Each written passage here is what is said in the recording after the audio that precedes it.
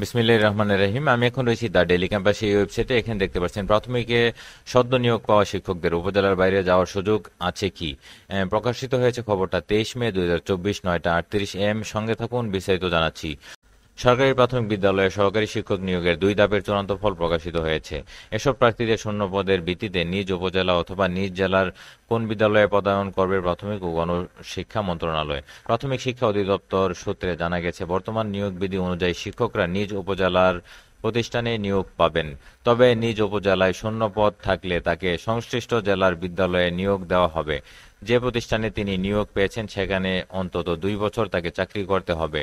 পরবর্তীতে তিনি বদলির সুযোগ পাবেন। এর আগে কোনোভাবেই তিনি নিয়োগ পাওয়া প্রতিষ্ঠান পরিবর্তন করতে পারবেন না।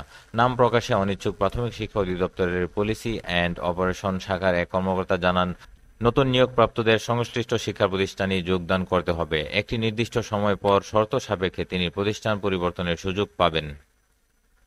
এর আগে গত 15 মে সরকারি প্রাথমিক বিদ্যালয়ে দ্বিতীয় ধাপের চূড়ান্ত ফল প্রকাশিত হয়। এতে উত্তীর্ণ হন 5,456 জন। এ ধাপের রাজশাহী, খুলনা ও ময়মনসিংহ বিভাগের 22 জেলায় পরীক্ষা অনুষ্ঠিত হয়।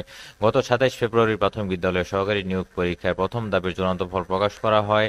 এতে উত্তীর্ণ হন 2,497 জন। এ ধাপে বরিশাল, সিলেট, রংপুর বিভাগের প্রার্থীদের পরীক্ষা অনুষ্ঠিত হয়। বর্তমানে তৃতীয় তথা শেষ ধাপের মৌখিক পরীক্ষা চলছে। তো এ পর্যন্ত ছিল দ্য ডেইলি ক্যাম্পাসের সংবাদটা। পরবর্তী আপডেট আসলে এই চ্যানেলে আপলোড দিব। চ্যানেলটি সাবস্ক্রাইব করে সঙ্গে থাকুন। বিদায় নিচ্ছি। আল্লাহ হাফেজ।